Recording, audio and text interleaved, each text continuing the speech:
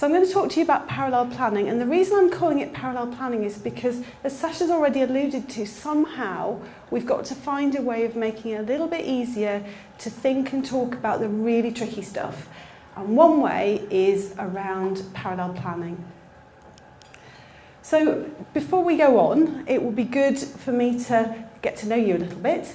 I'm a consultant in children's palliative care. I work here in Liverpool. I train in paediatric oncology, so I am technically an oncologist, but I haven't done any oncology for probably nearly 15 years now, so you wouldn't want me to treat you for that.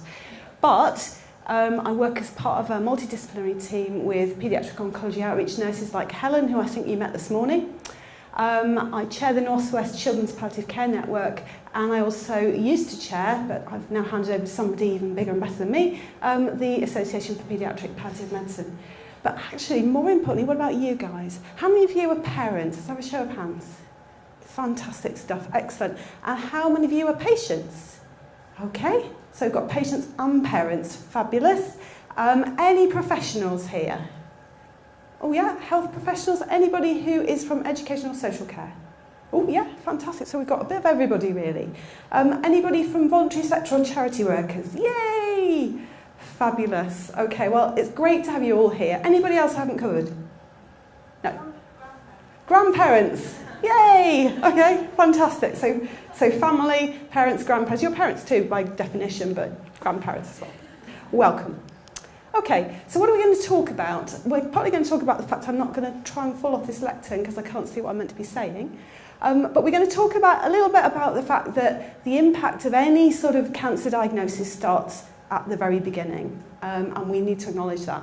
We're going to talk a little bit about what is palliative care, a little bit about what services are available, and I have to apologise if that overlaps a little bit with what Helen said earlier. Particularly then, we're going to talk about why is it difficult to introduce palliative care, and maybe some approaches that might help to make that a little bit easier.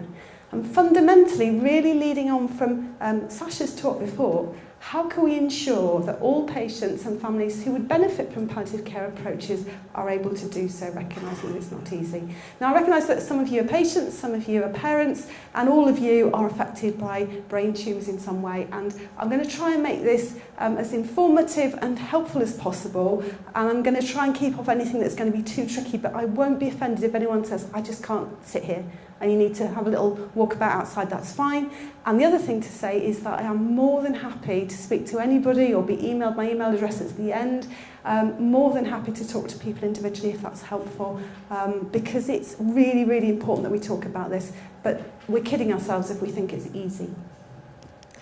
So, actually, you don't need me to say this, but there's a whole wealth of evidence out there that says that from the moment that your child is diagnosed, or you are diagnosed, or somebody you know and care about is diagnosed with cancer, a brain tumour, or any other serious illness, the whole world changes.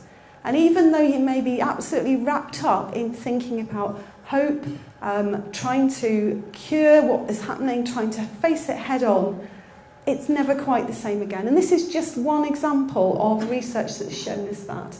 This is a study of 39 children with cancer, and it involved interviews with them and their families over their illness journey. And the core themes that came out of that were that, firstly, life is never the same, that all the way through the journey there are losses, there are things that change, things that you have to get used to, things that you have to find a way of managing and including in your lives in a way that you'd never anticipated.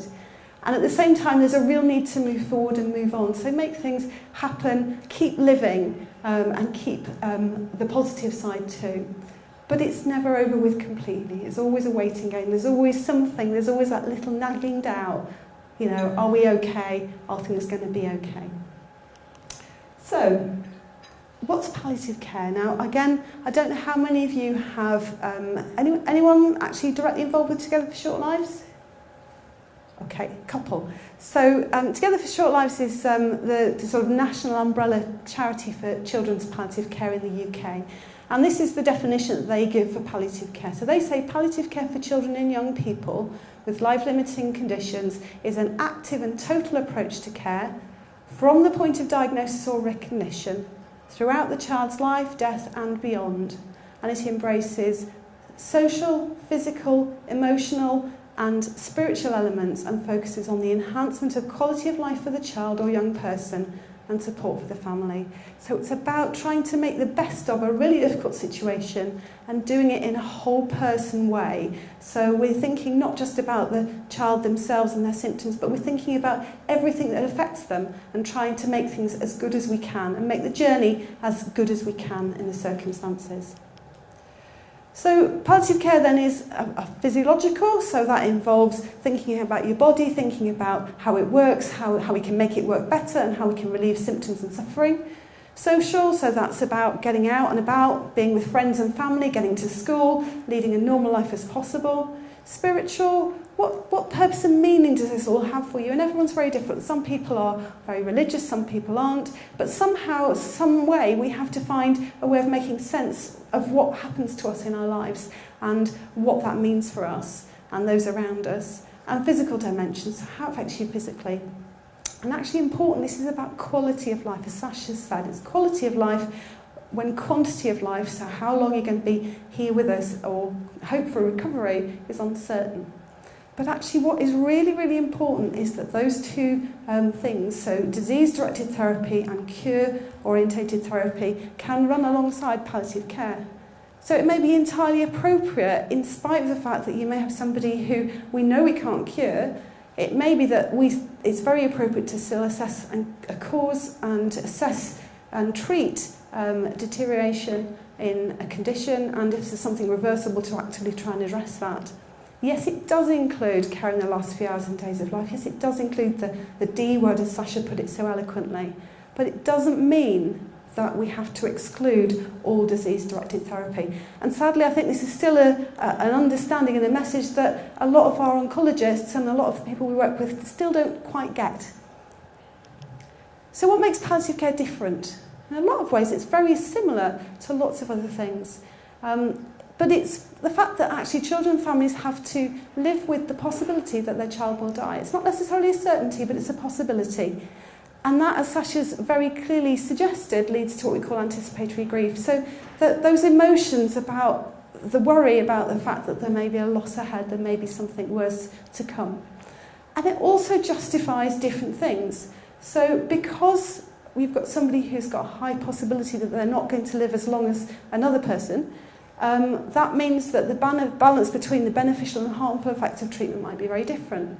For some families, as Sasha said, that might mean saying, I don't want any more chemotherapy because actually the hassle that's going to cause me, the suffering, distress, the hospitalisation, the vomiting, the feeling groggy, is not worth it faced with the benefits it can give me. But for other families, it might be the complete opposite. That may also justify saying, I need that titsy-witsy chance that this chemotherapy that is very experimental, that's not been tried before, might be just the right thing, and I need that because that will help me cope with what's going on. So it doesn't necessarily mean you need one or the other, it just means that you need to get the balance. And very much the importance of quality of life versus quantity of life.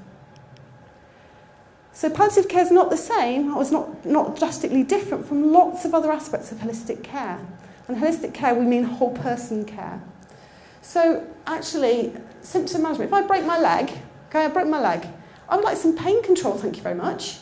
I don't want to be in agony. I'm hoping that my leg is going to be completely fixed and I'm going to be absolutely fine again, but I still want good symptom management. If you're having chemotherapy and it makes you feel really sick and horrible, even if we're hoping to cure you and expecting you to be cured, you'd like some anti-sickness medication, wouldn't you? So symptom management is something that people often think is all about palliative care and only palliative care, but actually symptom management should be something that anybody who needs it gets, regardless of their life expectancy and whether we think we're going to cure them or not. Psychosocial care, that whole person care that helps you get back to school, get back to normal life, live as full a life as you can while you've got cancer, while you've got a brain tumour, while you're continuing treatment. And quality of life. Quality of life is important to all of us, whether we've got brain tumours or cancer or not. And there are other aspects of what we might consider to be cure-orientated treatment, so treatment aimed at making you better and getting rid of the tumour, that are still relevant to palliative care. So sadly, we know that some patients do die on active treatment. The treatment that some patients need to hopefully cure them does carry a risk that they may die from the complications of that treatment. And there are lots of patients who receive chemotherapy or other treatment with a very small chance of cure. So what services are available? One way of looking at them is in a bit of a pyramid, really. And the idea of this is simply not to say one's better than the other, but it's more about what more of them are, really. So at the bottom you've got what we might call universal services, things like your GP, schools, people who are there for everybody but are going to support you as well if you are somebody who needs palliative care or the family of somebody who needs palliative care. Then you've got core services, and these are people like a paediatric oncology outreach nurse specialists who I know you'll all have in your CCLG centres, hospices, community children's nurses, those sorts of people. And then there are fewer of us, but you've also got specialist services, so consultant-led specialist palliative care teams like the one I work with. So I'm not going to talk to you about the POOMs because hopefully you know a fair bit about them, and I think Helen's probably covered some of that this morning. But just to give you an idea, really, I'm still one of, unfortunately, not enough children's palliative care consultants in the UK or worldwide. There are probably still less than 10 of us across the whole of the UK who do children's palliative care all day, every day. And there are additional consultants who work in palliative care as a part of their role, but not a full-time part of their role. And actually our training very much reflects the diverse origins of palliative care itself. So some of us are paediatric oncologists first and foremost, like myself. Others are community paediatricians, general paediatricians. There are some GPs who have moved into being consultants in children's palliative care as well. And there are a few, who are actually adult physicians with palliative care training. And we all work as part of a multidisciplinary team. Children's hospices, we are lucky in the UK that there are more than 40 now children's hospices across the UK, and that certainly we've got more in the UK, I think, than anywhere else in the world. But actually, the majority of the hospices are much more focused on looking after children with complex neurological or non-cancer diagnoses. It doesn't mean they won't support children with cancer and their families at all, but often the model that patients get introduced into children's hospices is through respite, so families might go and stay with their child, or their child might go and stay on their own because their everyday care needs are very high. But that doesn't mean that they shouldn't be available for children with cancer, and in fact often where you've got hospices involved, it's because hospices will outreach into the community and work with other services to support children with cancer and their families. Okay.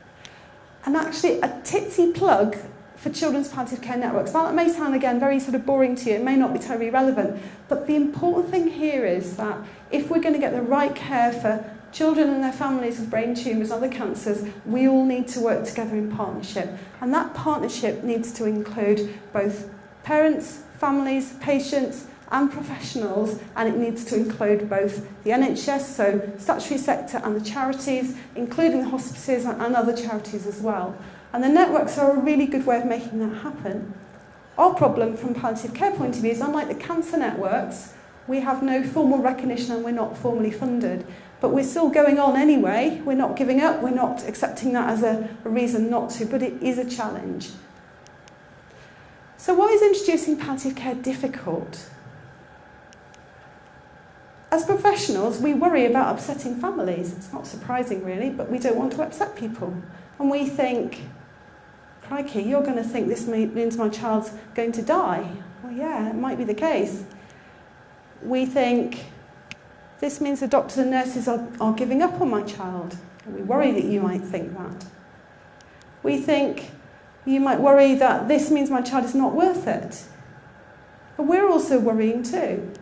So as professionals, our fears might be things like, it's our failure. As an oncologist, it must be very hard when you've offered treatment after treatment after treatment to have to accept that actually it's not worked. You've worked really hard, it's not worked. Oops. We're giving up. We might be wrong. We might be doing the wrong thing. And we might be criticised. So it's hard for everybody, but that doesn't mean we shouldn't do it. this is another piece of research, but it just talks about, and I've got the reference at the end, and I'm happy to share it with you because it is really interesting, but it's just a piece of research that talks about what families mean when they say we want everything done. And the crux of it is that what we want everything done, as professionals, sometimes we hear that and we think, oh, that means everything we can possibly do. But actually, when you talk to families and really explore it, this is much more about we want everything reasonable done. We're frightened of being abandoned and left and not cared for, and Sasha alluded to that very clearly. Don't think that palliative care is about everyone leaving the room and nobody staying there and supporting you. It shouldn't be like that at all. And you don't want us to give up. And that giving up may be giving up, don't want anyone to give up completely, but that doesn't mean giving up caring, it doesn't mean giving up trying to make things as good as we can in the circumstances. So this is something that may just help to sort of show it pictorially, really. Once upon a time, we used to think that disease-directed therapy started, my little pointer's gone, and then palliative care was something you put on at the end. So it was an all-or-nothing model. But actually, we're fairly clear that it's much more like this. Oops. Much more of a bumpy line, and you'll have periods where things are a bit better, periods where things are a bit worse, but fundamentally, it's a roller coaster and it's a journey. And actually supporting that, we've got the need for hope, for cure, for life extension, for a miracle, and even though I think Sasha tried to park that hope, it needed to be there as a thread, but maybe it was more of a hope of comfort and meaning. So those things all need to happen together. And in the middle of that, then, we've got an individual blend of care directed at the overlying issues, physical, emotional, social and spiritual needs of the child and family. So why is introducing palliative care difficult? Well, actually, there's still a lot of misunderstanding or a lack of understanding about what palliative care can offer.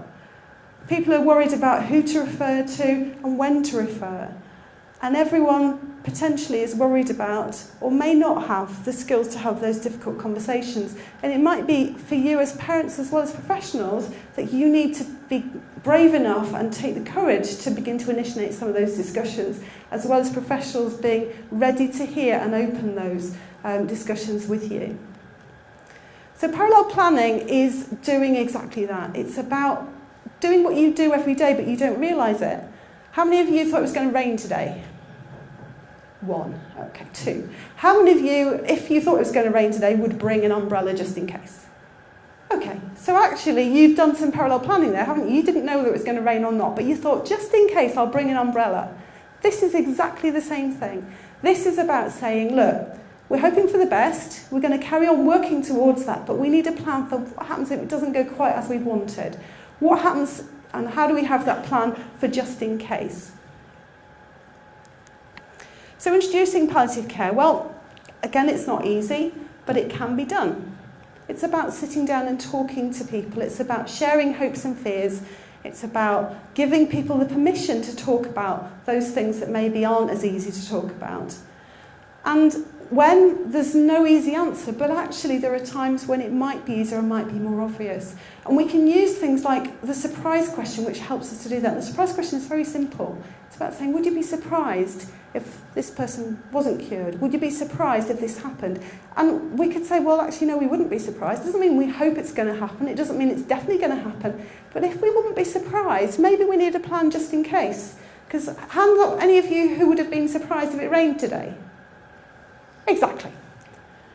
So, examples, potential examples. There are some children who sadly are very high risk from diagnosis, and maybe we need to give people the permission to talk and think about these things as part of that. You don't have to, but that's that opportunity. Maybe we have people we can't get into remission. Maybe we have people who relapse, maybe we have people whose disease progresses. But fundamentally, anyone diagnosed with cancer, I don't think any of you in that situation would say, oh yeah, this is perfect, this is fine, definitely going to be cured. It goes through everybody's mind, doesn't it, even if you don't dismiss it again. So how can palliative care help? Palliative care can help by support for children and families when they have a condition that is not or may not be curable. And it's that permission to talk about the difficult stuff. I'm worried that, I'm scared of. And if we talk about it, we can make a plan. So we can support those choices in care. We can align treatment goals and priorities and think about the intensity and direction of treatment and align that to what you really want.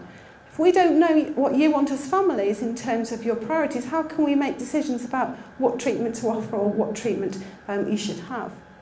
We need to think about where you're going to be cared for if things aren't going so well. If we only talk about it at the last minute, it's very difficult if you would like to be at home, if we can't do anything else, to make that happen. But we can, if we talk about it earlier, anticipate and plan for those things. We can put something in place that if we don't need it, doesn't matter. Actually, how many of you were upset that you didn't have, it didn't rain today and you didn't get to use your umbrella? It's not going to bother you, is it? So actually having a plan is better than not having a plan. And earlier is better because it's easier to talk about something that might happen than when it will definitely happen.